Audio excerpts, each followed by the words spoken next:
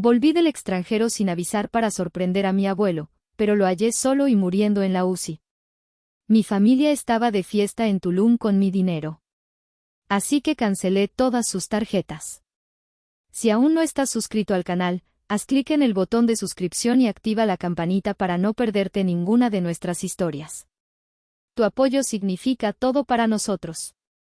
Si esta historia te parece interesante, déjale un like. También me encantaría saber de qué ciudad eres, y déjanos el nombre de tu ciudad en los comentarios. Ahora, empecemos con la historia. El aire de Guadalajara me golpeó como un viejo amigo, un abrazo cálido y denso cargado con el aroma familiar de la tierra mojada y el tráfico de la tarde. Tras 14 horas de viaje desde una remota mina en el norte de Canadá, donde el aire era tan frío y delgado que dolía respirar, este caos vibrante era el paraíso. Cada bocinazo, cada grito de un vendedor ambulante, era música para mis oídos. Era el sonido de casa. Me llamo Leonora, y por primera vez en 6 largos meses, estaba en casa. Sonreí para mis adentros mientras el taxi se abría paso por la avenida López Mateos. Llevaba 6 meses planeando esta sorpresa. 6 meses marcando los días en un calendario polvoriento colgado en la pared metálica de mi tráiler, soñando con la cara de mi abuelo Ramiro cuando abriera la puerta y me viera allí, de pie, en lugar de en la pantalla pixelada de una videollamada. Me lo imaginaba todo, su risa estruendosa que sacudía sus hombros, el olor a café de olla recién hecho y el calor de sus manos, ásperas por toda una vida de carpintería, sosteniendo las mías. Él era mi ancla, la única razón por la que soportaba la soledad helada de mi trabajo como ingeniera geóloga. Cada peso que ganaba, cada sacrificio, era para él. Sobre todo, para él. Le enviaba a mi madre, Beatriz, una parte considerable de mi sueldo cada mes, una cantidad más que suficiente para cubrir todos los gastos de la casa, las medicinas del abuelo y cualquier capricho que pudieran tener. Confiaba en ella. Confiaba en que, con mis recursos, mi abuelo recibiría el cuidado y la atención que se merecía después de haberme criado prácticamente solo. Mi madre siempre había estado demasiado ocupada con sus propios dramas para prestar verdadera atención. Aquí es, señorita, dijo el taxista, deteniéndose frente a la casa de la colonia Chapalita. La casa de mi infancia. Le pagué con una propina generosa, el corazón latiéndome con una mezcla de nervios y alegría. Saqué mi pesada maleta y me quedé un momento en la acera, contemplando la fachada de ladrillo rojo y tejas de barro.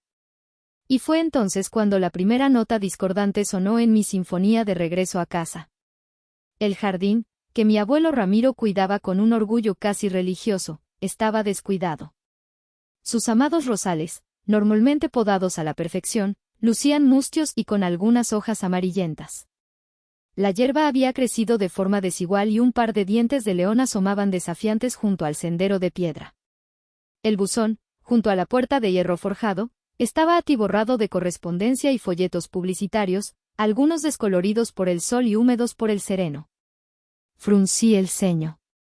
Quizás solo había estado un poco enfermo, una gripe o algo así que lo había mantenido en cama unos días. Empujé la reja, que chirrió lúgubremente, un sonido de óxido y abandono que no recordaba. Arrastré la maleta por el sendero y subí los 3 escalones del porche. Todo estaba extrañamente silencioso. Normalmente, a esta hora de la tarde, se oiría el murmullo de su vieja radio sintonizada en alguna estación de música ranchera, o el sonido rítmico de sus herramientas en el taller del patio trasero.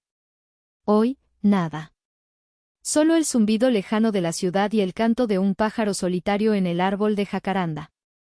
Llamé al timbre, una vez. El sonido resonó en el interior, pero no hubo respuesta. Esperé un minuto, sintiendo como la emoción empezaba a ser reemplazada por una fría inquietud. Volví a llamar, esta vez manteniendo el dedo presionado por más tiempo, un zumbido insistente que pareció ser tragado por el silencio de la casa. Nada. Abuelo, llamé, pegando la cara a la ventana delantera, tratando de mirar a través del encaje de las cortinas. Oscuridad. Probé a girar el pomo de la puerta. Cerrado con llave. Una sensación helada comenzó a subir por mi espalda, más fría que cualquier ventisca canadiense. Esto no estaba bien. Esto no era un simple descuido en el jardín. Esto era el silencio de una casa vacía, un vacío que gritaba que algo andaba terriblemente mal. Dejé caer la maleta con un golpe sordo en el porche. Mi regreso soñado se estaba convirtiendo, segundo a segundo, en una pesadilla. Justo cuando el pánico empezaba a atenazarme la garganta, oí una voz a mi espalda, una voz frágil pero familiar. ¿Leonora? Hija, ¿de verdad eres tú? Me giré. Era doña Carmen, nuestra vecina de toda la vida, parada en el límite de su jardín perfectamente cuidado, con unas tijeras de podar en la mano enguantada. Su rostro, normalmente alegre y lleno de arrugas amables, estaba contraído por una expresión de genuina preocupación. Doña Carmen. Sí, soy yo. Quería darle una sorpresa a mi abuelo, pero parece que no está, dije, intentando que mi voz sonara casual, ligera. Fallé estrepitosamente. Sonó temblorosa y aguda. Ella negó con la cabeza lentamente, sus ojos llenos de una lástima que me asustó profundamente. Dejó las tijeras en una maceta y se acercó, secándose las manos en su delantal. Bajó la voz como si compartiera un secreto terrible. Ay, mi niña. Tu abuelo no está bien. Hace como 2 semanas vino una ambulancia por él. Se lo llevaron de urgencia. El suelo pareció desaparecer bajo mis pies. El zumbido en mis oídos se hizo más fuerte que el de la ciudad. ¿Una ambulancia? ¿Qué pasó? ¿Por qué nadie me avisó? ¿A qué hospital lo llevaron? Las preguntas salieron atropelladamente de mi boca, cada una más desesperada que la anterior. No lo sé bien, mi hija. Se sentía mal del pecho, creo. Lo llevaron al San Javier, eso escuché decir a los paramédicos, dijo, y luego vaciló, mordiéndose el labio inferior. Pero, Leonora, tu familia, ellos no están. ¿Cómo que no están? Están en el hospital con él, ¿verdad? Pregunté, aunque el estado de la casa ya me había gritado la respuesta. Mi corazón se negaba a aceptarla. Doña Carmen suspiró, un sonido triste y cansado que pareció envejecerla 10 años. No, corazón. Al día siguiente de que se llevaran a Ramiro, vi a tu mamá, a tu hermano Ricardo y a la Vale, todos muy arreglados, subiendo maletas a un taxi. Se fueron de viaje. Hizo una pausa, como si no quisiera continuar. La Valeria anda subiendo fotos a ese, ¿cómo se llama? Instagram. Están en la playa, en un lugar de esos caros. Tulum, creo que se llama. Tulum. La palabra resonó en mi cabeza, vacía y absurda. Mi abuelo en una cama de hospital, y ellos en Tulum. La imagen era tan grotesca, tan monstruosa, que mi cerebro se negaba a procesarla. Era como intentar mezclar agua y aceite, vida y muerte, amor y la más absoluta indiferencia. Saqué mi teléfono con manos temblorosas. Marqué el número de mi madre. Buzón de voz. Marqué el de Valeria. Buzón de voz. Ricardo. Lo mismo. Una rabia impotente empezó a bullir en mi interior, desplazando al miedo. Mientras guardaba el teléfono, una notificación iluminó la pantalla. Era de Instagram. El algoritmo, en su cruel omnisciencia, me sugería una publicación de Valeria. La abrí. La foto era brillante, saturada de sol. Valeria, con un bikini diminuto y unas gafas de sol de diseñador, posaba con un coco en la mano frente a una piscina infinita que se fundía con el mar turquesa. El pie de foto decía, manifestando la vida que merezco. Almohadilla Tulum Vives almohadilla Selfcare almohadilla Blessed. La vida que merecía. Mi abuelo estaba solo en un hospital, y ella hablaba de la vida que merecía. En ese instante, no solo sentí rabia. Sentí una ola de culpa que me ahogaba. Dios mío, ¿qué he hecho?, pensé. ¿Cómo pude irme tan lejos? ¿Cómo pude confiar en ellos? Mi ausencia les dio la oportunidad de hacer esto. El dolor era una daga de doble filo, la traición de ellos y mi propia culpa por no haberlo visto venir. Mientras un nuevo taxi me llevaba a toda velocidad hacia el hospital, el shock inicial comenzó a ceder, reemplazado por una claridad terrible y dolorosa. Mi mente, entrenada para analizar patrones en formaciones rocosas, comenzó a conectar puntos, a superponer eventos del pasado sobre la cruda realidad del presente. Esto no era un acto aislado de negligencia. Era la culminación de años de egoísmo, la exposición final en mi propio y privado museo de agravios. Y yo, con mi fe ciega, había sido la curadora involuntaria. El primer objeto en exhibición mental era un recuerdo de cuando tenía 12 años. Mi madre, Beatriz, me había gritado que era una marimacho, y que ningún hombre se fijaría en una niña a la que solo le gustan las cosas de hombres, todo porque le había pedido dinero para un juego de dibujo técnico que necesitaba para una clase.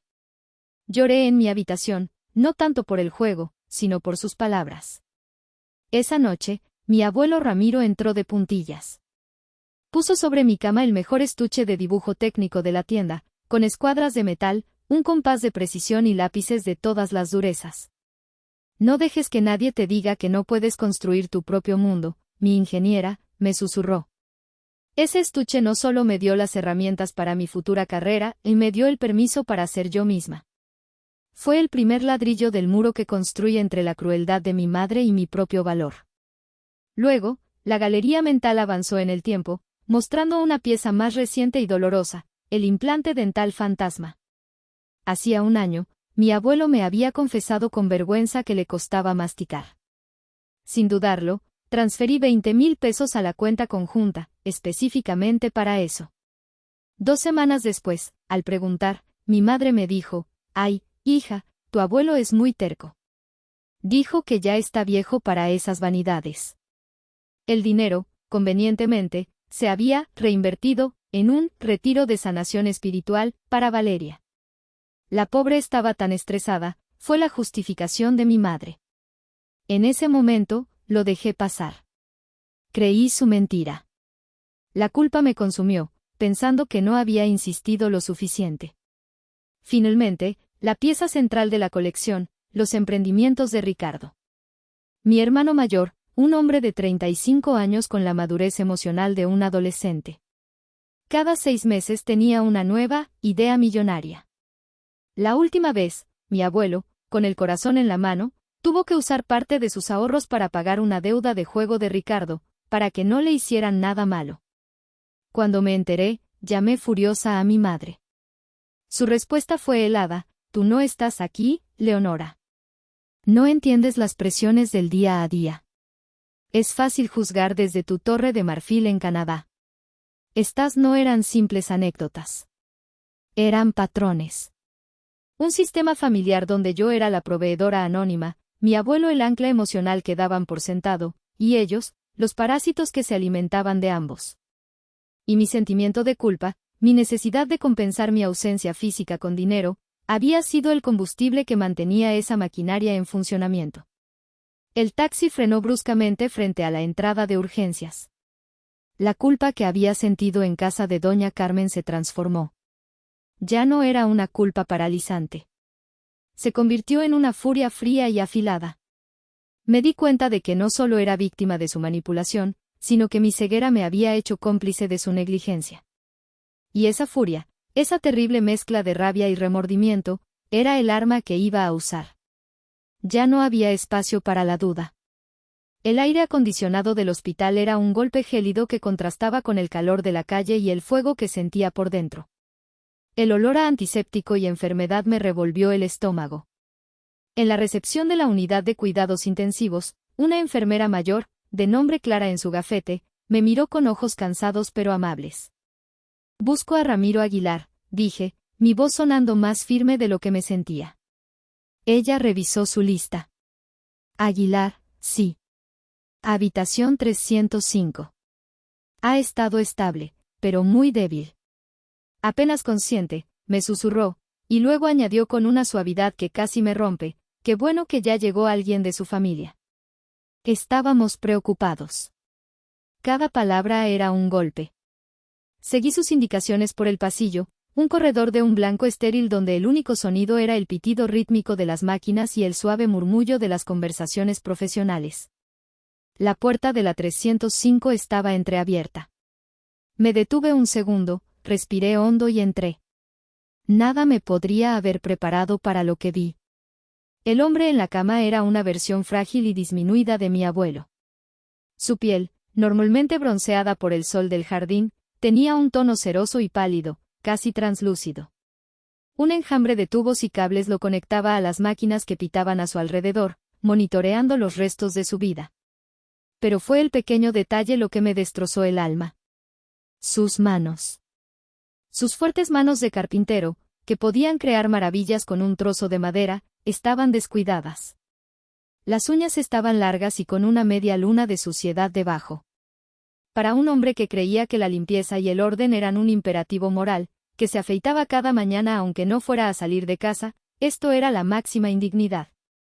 Era la firma inconfundible del abandono total. No era solo que no estuvieran aquí, y era que no les había importado su dignidad más básica antes de irse. Me acerqué lentamente, como si temiera que el sonido de mis pasos pudiera romperlo. Le tomé la mano. Estaba fría y delgada, la piel como papel de seda sobre los huesos. Las lágrimas que había contenido durante todo el día finalmente brotaron, silenciosas y ardientes, cayendo sobre nuestras manos entrelazadas. Después de un rato, mi entrenamiento de ingeniera tomó el control, una especie de mecanismo de defensa contra el dolor abrumador. Comencé a observar, a catalogar. Vi la mesita de noche. Abrí el único cajón. Dentro, su vieja cartera de cuero, gastada y familiar. La tomé. Se sentía extrañamente ligera. La abrí. Estaba vacía. Ni un solo billete. Las ranuras para las tarjetas de crédito y débito estaban vacías. La habían vaciado por completo.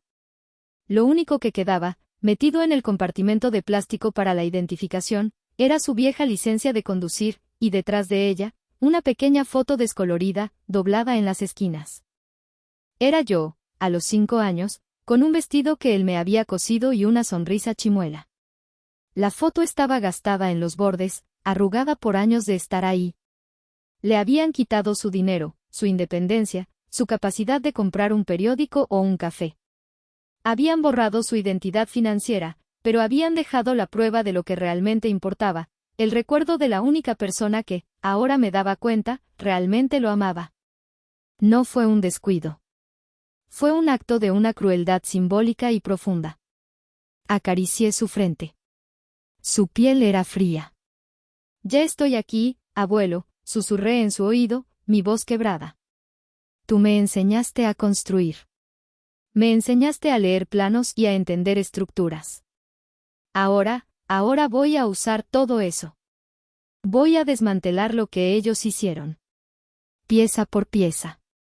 Te lo prometo. En ese cuarto silencioso y estéril, mi dolor se cristalizó en un propósito tan duro y afilado como el diamante.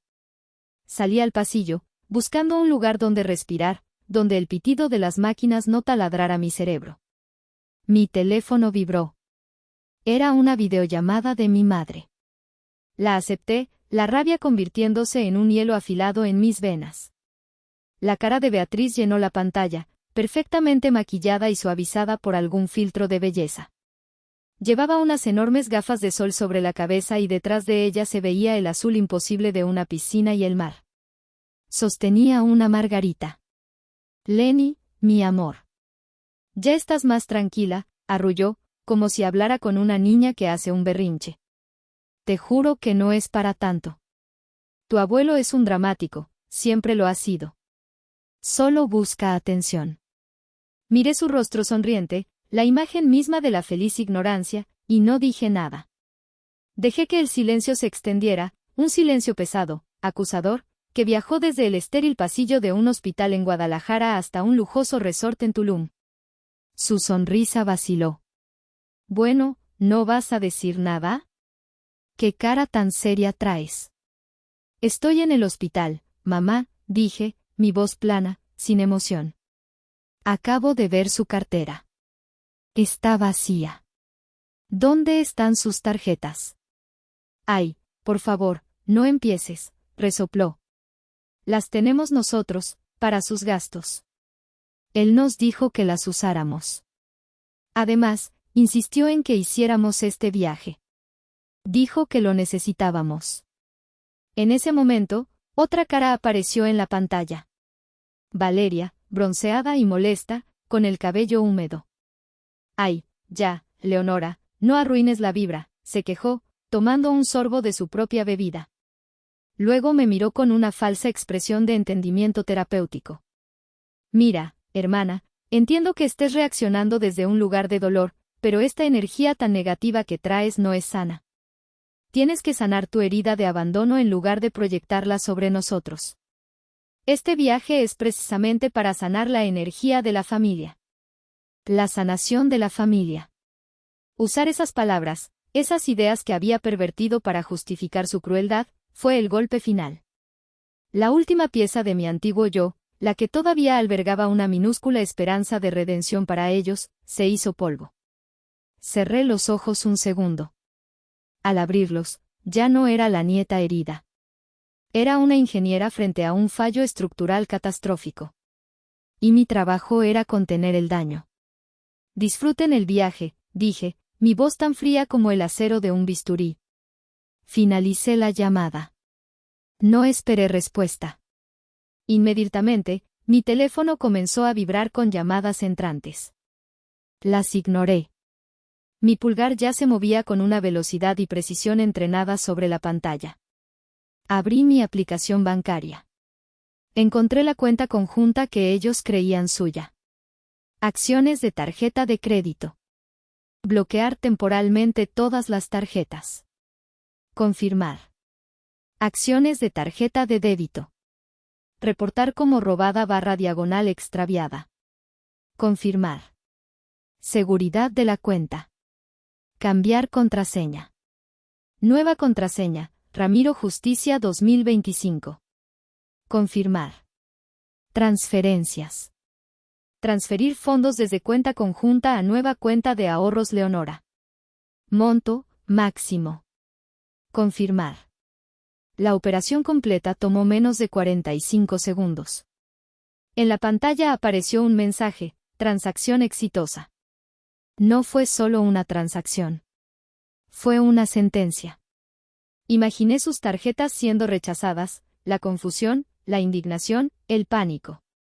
El primer pilar de su mundo de fantasía acababa de ser demolido. Si llegaste hasta esta parte del video, significa que realmente te interesó la historia. Cuéntame en los comentarios qué opinas, escribe el número 1 para saber que estás aquí o dime desde qué parte de tu país me estás viendo. También puedes dejar cualquier pregunta y la responderé. Esa noche no volví a un hotel. Fui a casa de mi abuelo. Ya no era un hogar lleno de recuerdos dolorosos, se había convertido en mi centro de mando, mi base de operaciones avanzada. Entré usando la llave de emergencia que siempre escondíamos debajo de una maceta con un helecho seco. El aire viciado y el olor a encierro y polvo me recibieron, pero ya no me afectaban. El dolor se había transformado en un propósito glacial. Ignoré la sala, la cocina, mi antiguo dormitorio.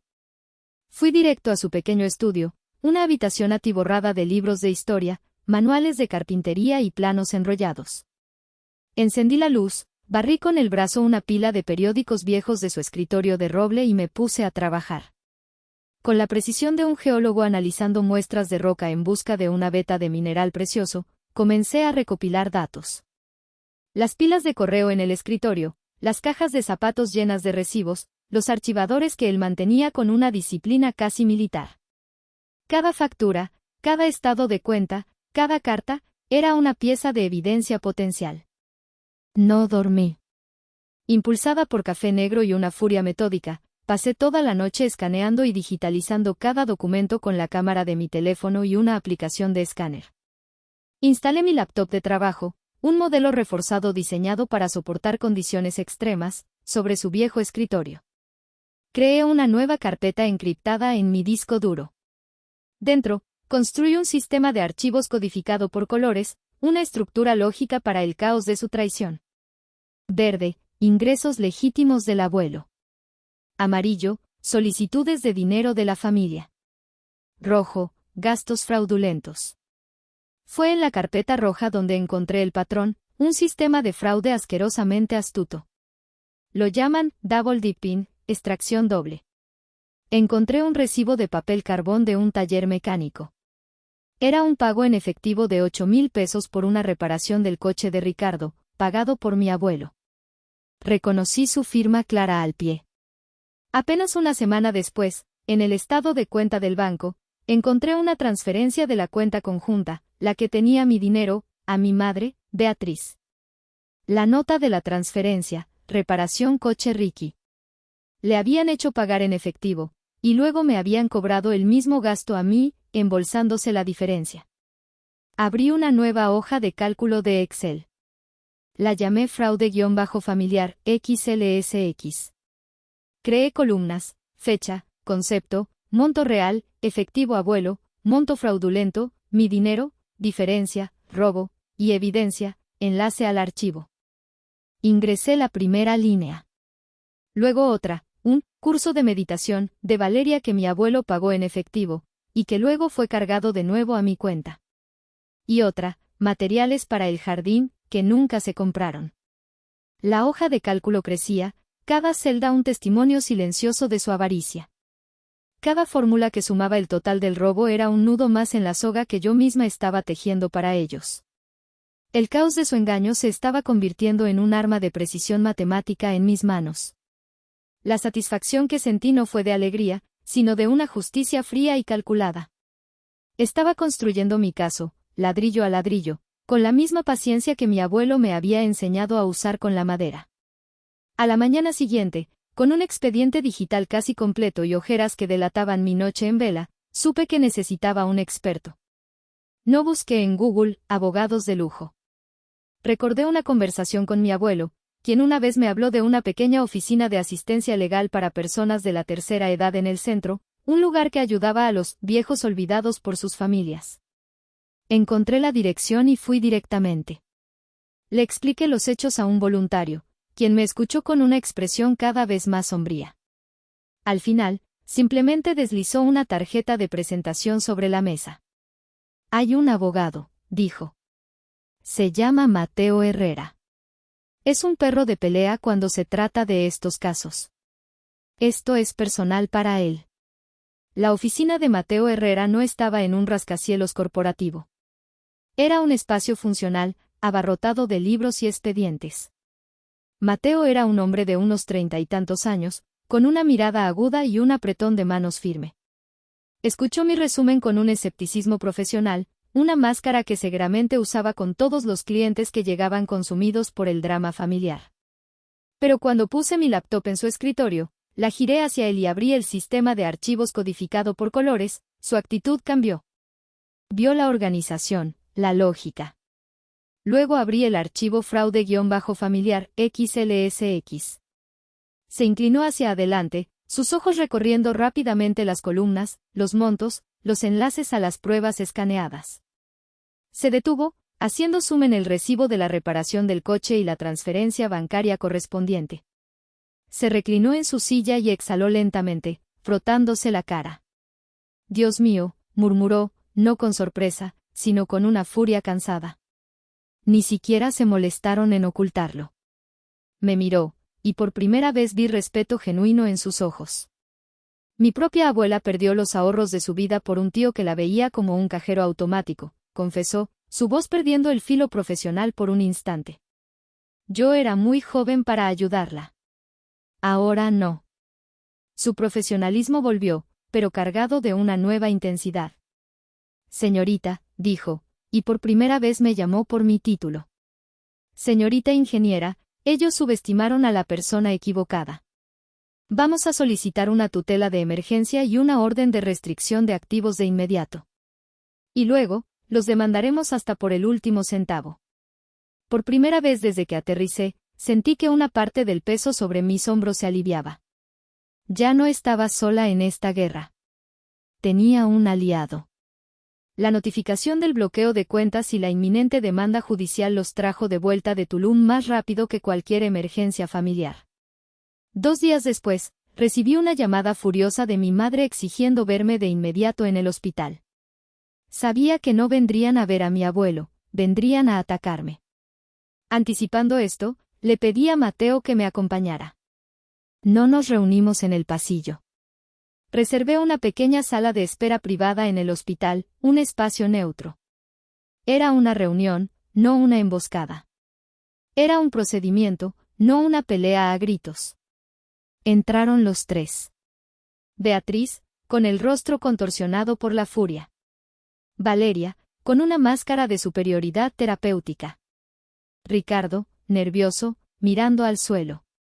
¿Qué demonios crees que estás haciendo, Leonora, siseo mi madre, sin preámbulos? Nos dejaste varados, sin dinero. Estás destruyendo a esta familia. No respondí. En lugar de eso, abrí mi laptop sobre la mesa. Mateo se sentó a mi lado, en silencio, con una carpeta llena de documentos. Esto no es una discusión familiar, dije con calma. Esto es una auditoría. Giré la laptop hacia ellos y proyecté la hoja de cálculo en la pared blanca de la sala con un pequeño proyector portátil que llevaba en mi maletín. Fraude-familiar, XLSX. Voy a ser breve, continué, mi voz firme como una roca. Fila 1, reparación del coche de Ricardo. Evidencia A, recibo de pago en efectivo de mi abuelo. Evidencia B, transferencia fraudulenta desde mi cuenta.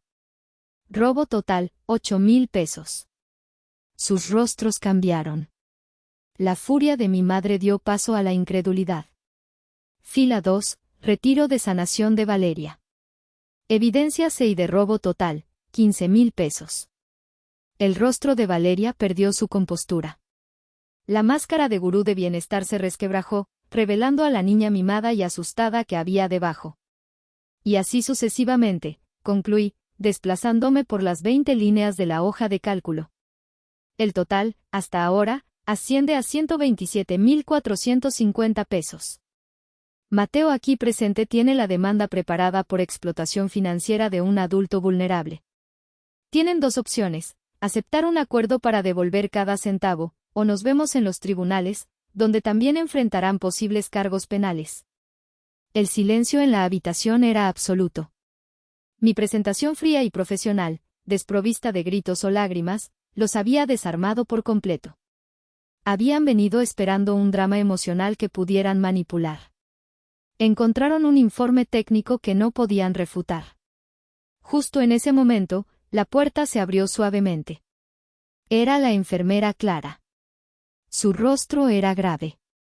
Leonora, dijo en voz baja. Tu abuelo despertó. Está lúcido. Y está preguntando por ti. Dejé a mi familia congelada en su derrota y fui a su lado. Tenía los ojos abiertos. La neblina de la sedación se había disipado. Me miró, y me reconoció. Una lágrima rodó por su mejilla. Tomé su mano. Con un esfuerzo visible, apretó la mía.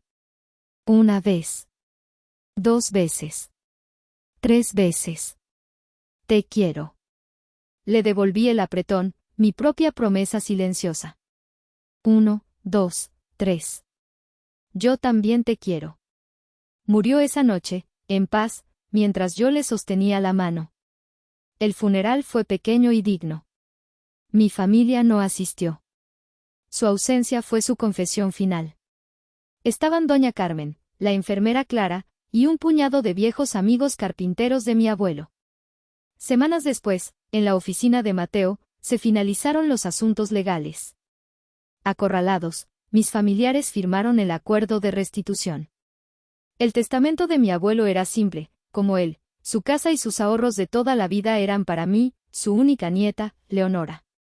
Convoqué una última reunión. Esta vez, en la casa, en el estudio de mi abuelo. Vinieron, seguramente esperando suplicar una parte de la herencia. Se sentaron en silencio mientras yo permanecía de pie, detrás del escritorio de roble. Sé lo que están pensando, comencé. Pero no estoy aquí para repartir nada. Hice una pausa, mirándolos a cada uno. El dinero fue lo que los envenenó. La codicia fue lo que los hizo olvidar quiénes eran. El dinero casi destruye el legado de un buen hombre. Por eso, continué, he tomado una decisión. No me quedaré con nada de esto para mí. Voy a vender la casa y, junto con los ahorros de mi abuelo y el dinero que ustedes están obligados a devolver, voy a crear una fundación. Sus ojos se abrieron como platos. Se llamará la Fundación Ramiro. Ofrecerá ayuda legal y financiera de emergencia a personas mayores en Jalisco que están siendo abusadas o abandonadas por sus familias. El legado de mi abuelo no será un coche nuevo para Ricardo, otro viaje para Valeria o una vida más cómoda para ti, mamá. Su legado será la ayuda. Su legado será la justicia. Mi venganza no fue destruirlos. Fue tomar la misma herramienta que ellos usaron para el mal, el dinero, y usarla para construir algo bueno, algo eterno, algo que ellos nunca podrían tocar ni corromper. Ver sus rostros, vacíos de esperanza y llenos de la comprensión de que lo habían perdido todo, fue la verdadera victoria. Han pasado 2 años. Dirijo la fundación desde una pequeña oficina en el centro. La casa de mi abuelo se vendió y su valor se convirtió en el capital inicial para ayudar a docenas de personas. Bloqueé a mi familia de mi vida por completo. Al principio hubo mensajes de ira, luego de súplica, luego de manipulación. No respondí a ninguno. Construí un muro de silencio y paz alrededor de mi nueva vida, una vida que me había costado una guerra ganar. La semana pasada, recibimos un correo electrónico. Era de una mujer de Tlaquepaque. No tienen idea de lo que han hecho por mí y por mi padre, escribió. Gracias a su ayuda, pudimos conseguir una orden de alejamiento contra mi hermano que le estaba robando la pensión. Nos han devuelto la vida. Leí sus palabras sentado en mi escritorio, mirando el sol de la tarde entrar por la ventana. La rabia se había ido. El dolor se había transformado. En su lugar, había una profunda y silenciosa gratitud. No pude salvar a mi abuelo de su destino. Pero gracias a él, ahora puedo ayudar a salvar a otros. Su legado no es una cuenta bancaria, es una acción que se repite cada día. Mi abuelo me enseñó a construir. Me enseñó que las estructuras más fuertes se basan en cimientos sólidos de honestidad y trabajo duro. Creo que, al final, he construido un legado digno de sus enseñanzas. La sangre no es más espesa que el agua. La lealtad sí lo es. ¿Ustedes qué opinan? ¿Hice lo correcto?